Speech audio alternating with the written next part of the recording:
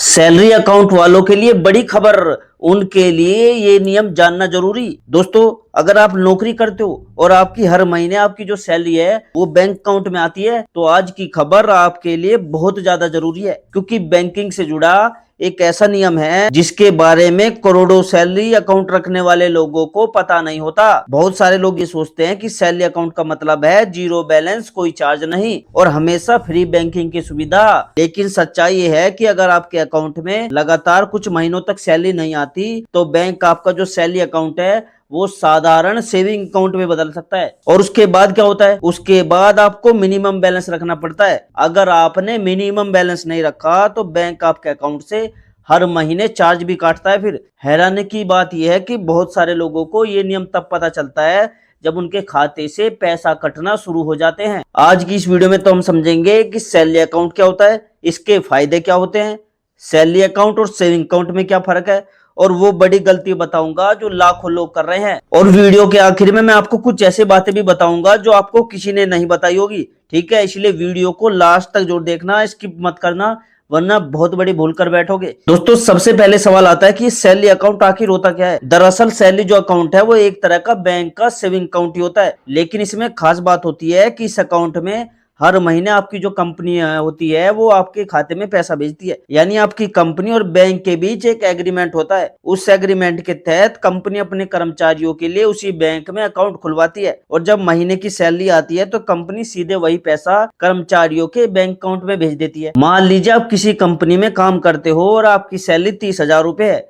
अब हर महीने की तय तारीख पर कंपनी सीधे 30,000 रुपए आपके बैंक अकाउंट में ट्रांसफर कर देगी, और ये पैसा जिस अकाउंट में आता है उसी को हम सैलरी अकाउंट कहते हैं। दोस्तों, सैलरी अकाउंट के कुछ फायदे बहुत होते हैं जो आपके लिए जानना जरूरी है। देखो, पहले तो सैलरी अकाउंट का सबसे बड़ा और जो सबसे खास फायदा है वो है जीरो बैलेंस की सुविधा। जी हाँ, इसका मतलब अगर आपका सैलरी अकाउंट है तो आपको उसमें मिनिमम बैलेंस रखने की जरूरत नहीं है। यानी अगर किसी महीने आपके अकाउंट में पैसे कम है या कुछ समय के लिए अकाउंट में बिल्कुल भी पैसा नहीं बचा, तो भी बैंक आपसे कोई चार्ज नहीं लेगा, कोई पैसा नहीं काटेगा। यही वजह है कि नौकरी करने वाले लोगों के लिए सैलरी अकाउंट काफी सुविधाजनक माना जाता है। मान लीजिए आपकी सैलरी 25,000 रुपए है।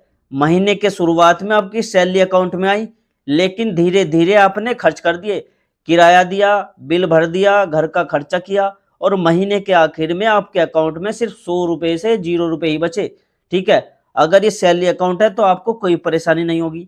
लेकिन अगर यही साधारण सेविंग अकाउंट है तो बैंक कह सकता है कि आपके अकाउंट में 2,000 रुपए, 5,000 रुपए या 10,000 रुपए तक का मिनिमम बैलेंस रखना जरूरी है। अगर आपने ये बैलेंस नहीं रखा तो बैंक आपके अकाउंट से पेनल्टी काट लेगा या चार्ज काट लेगा। यही कारण है कि बहुत सारे लोग सैलरी अकाउंट को ज्यादा पसंद करते हैं, क्योंकि उसमें उन्हें मिनिमम बैलेंस की चिंता नहीं रहती। लेकिन यहाँ एक बात समझना जरूरी है, ये सुविधा तब तक मिलती है जब तक आपका अकाउंट सैलरी अकाउंट की कैटेगरी में आता है। अगर लंबे टाइम तक उसमें सैलरी आना बंद हो जाए तो बैंक उसे सामान्य सेविंग अकाउंट में बदल सकता है। सैलरी अकाउंट का दूसरा बड़ा फायदा है कि इसमें फ्री डेबिट कार्ड या एटीएम कार्ड भी मिलता है। ज्यादातर बैंक सैलरी अकाउंट खुलवाते समय अपने ग्राहकों को डेबिट कार्ड दे देते हैं। ठीक है, इस कार्ड की मदद से आप कई जरूरी काम आसानी से कर सकते हो, जैसे एटीएम से पैसे निकाल सकते हो, ऑनलाइन शॉपिंग कर सकते हो, दुकान में कार्ड से पेमेंट कर सकते हो, पेट्रोल पंप पर पेमेंट कर सकते हो। आज के टाइम में लगभग हर जगह डेबिट कार्ड से ही पेमेंट की सुविधा मिल जाती है। इससे आपको हर जगह नगद पैसे रखने की जरूरत नहीं पड़ती। इसके अलावा कई बैंक सैलरी अकाउंट के साथ free debit card, free card replacement, और अगर आपके पास किसी बैंक का डेबिट कार्ड है तो उसमें कई बार आपको एक्सीडेंटल इंश्योरेंस भी मिलता है, कार्ड प्रोटेक्शन जैसी सुविधाएं भी मिल सकती है। हालांकि जो ये सुविधा है ये बैंक और कार्ड के प्रकार पर निर्भर करती है कि वो किस टाइप का आपका कार्ड बना हुआ है। इसलिए सैलरी अकाउंट खुलवाते समय बैंक से ये जानकारी जरूर लेनी चाहिए। इसका एक और फायदा है दोस्तों, इंटरनेट बैंकिंग और मोबाइल बैंकिंग की सुविधा मिलती है इसमें। आज का समय दोस्तों डिजिटल बैंकिंग का है। पहले लोगों को बैंक से पैसे निकालने या जमा करने के लिए बैंक में जाना पड़ता था, लेकिन अब सैलरी अकाउंट के साथ आप अपनी इंटरनेट बैंकिंग और मोबाइल बैंकिंग की सुविधा आपको घर बैठे मिल जाती है। आप किसी को भी घर बैठे पैसे भेज सकते हो। इसका मतलब ये हुआ कि आप अपने मोबाइल फोन से ही बैंक के कई काम कर सकते हो। जैसे किसी को अगर पैसे भेजने हो पैसे भेज दोगे, बैंक बैलेंस चेक करना है घर बैठे कर लोगे, मोबाइल रिचार्ज करना है, बिल पेमेंट करना है, ऑनलाइन शॉपिंग करनी है। आजकल लगभग दोस्तों जो सभी बैंक है वे यूपीआई की सुविधा देते हैं। यूपीआई की हेल्प से आप कुछ ही सेकंड में किसी को भी पैसे भेज सकते हो, चाहे सामने वाला व्यक्ति किसी भी बैंक का अकाउंट इस्तेमाल करता हो। उदाहरण के लिए, अगर आपको अपने दोस्त को 1,000 रुपए भेजने हैं तो आपको बैंक जाने की जरूरत नहीं है। आप अपने मोबाइल से गूगल पे से या बैंक की ऐप के जरिए तुरंत पैसे भेज सकते हो। इससे आपका टाइम भी बचेगा और काम भी जल्दी हो जाता है। यही कारण है कि आज के समय में डिजिटल बैंकिंग बहुत तेजी से बढ़ रही है। इसका एक और फायदा होता है सैलरी अकाउंट का। सैलरी अकाउंट एक बहुत बड़ा फायदा यह है कि इसमें एक तो लोन मिलने की जो संभावना होती है वो बहुत ज्यादा होती है।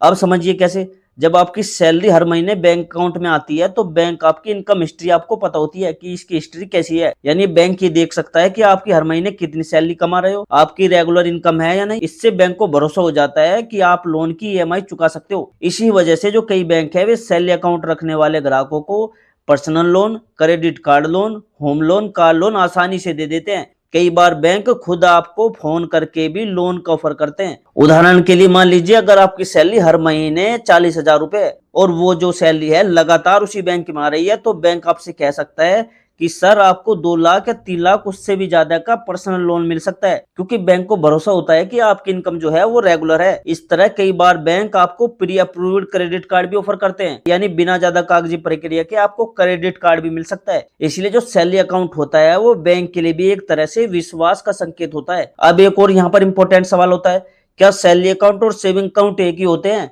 नहीं दोस्तों, इसका जवाब बिल्कुल नहीं है। दोनों में कुछ फर्क होता है। पहला फर्क यह है कि सैलरी अकाउंट जो होता है वो कंपनी के जरिए खुलेगा आपका, जबकि सेविंग अकाउंट कोई भी व्यक्ति खुद बैंक जाकर खोल सकता है। दूसरा फर्क यह है कि सैलरी अकाउंट में क्या होता है कि अक्सर मिनिमम बैलेंस रखना जरूरी नहीं होता, लेकिन सेविंग अकाउंट में अक्सर मिनिमम बैलेंस रखना पड़ता है। तीसरा फर्क यह है कि दोनों अकाउंट में मिलने वाला जो ब्याज है लगभग एक समान होता है। आमतौर पर बैंक जो होते हैं वो 3 से 6% तक का ब्याज देते हैं। अब आते हैं उस नियम पर जो सबसे ज्यादा महत्वपूर्ण है। अगर आपकी सैलरी अकाउंट में लगातार 3 महीने तक सैलरी नहीं आती तो बैंक उस अकाउंट को क्या कर सकता है कि सेविंग अकाउंट में बदल सकता है।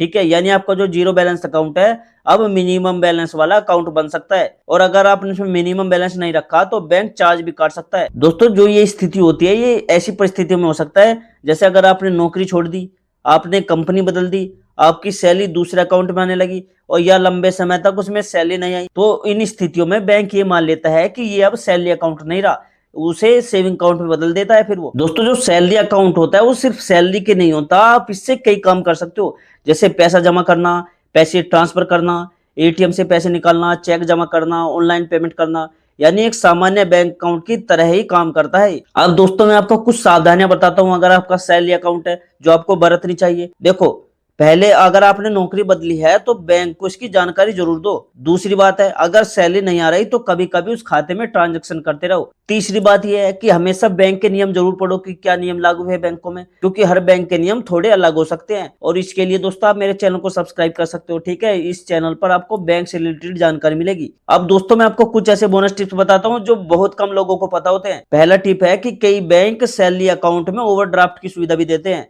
यानी अगर आपके अकाउंट में पैसे नहीं है तो भी आप कुछ पैसे निकाल सकते हो। दूसरा फायदा इसका यह है कि जो सैलरी अकाउंट होता है उस पर बैंक क्या करता है, क्रेडिट कार्ड जल्दी दे देगा आपको। अगर आपकी नौकरी छूट गई है तो आप बैंक से कहकर अपने अकाउंट को जीरो बैलेंस सेविंग अकाउंट में भी बदलवा सकते हो, ये भी इसका एक फायदा होता है। तो दोस्तों अब आप समझ गए होंगे कि सैलरी अकाउंट क्या होता है, इसके फायदे क्या होते हैं और इसमें आपको क्या क्या सावधानियां बरतनी चाहिए। ठीक है, लेकिन दोस्तों अगर आपके अकाउंट में लंबे टाइम से सैलरी नहीं आ रही तो बैंक इसे क्या करता है, साधारण सेविंग अकाउंट में बदल सकता है। ठीक है, इस बात का खासकर ध्यान रखना। और अगर दोस्तों आपको वीडियो की जानकारी अच्छी लगी हो तो वीडियो को लाइक जरूर करिएगा, चैनल को सब्सक्राइब कीजिएगा और इस वीडियो को अपने दोस्तों के साथ भी शेयर जरूर कीजिए, ताकि अगर उनका सैलरी अकाउंट हो तो वे भी इन नियमों को जान सके, उनको भी कुछ फायदा मिल सके। तो दोस्तों मैं मिलता हूँ आपसे अगली वीडियो में एक नई जानकारी, एक नए अपडेट के साथ। तब तक के लिए दोस्तों जय हिंद, जय भारत।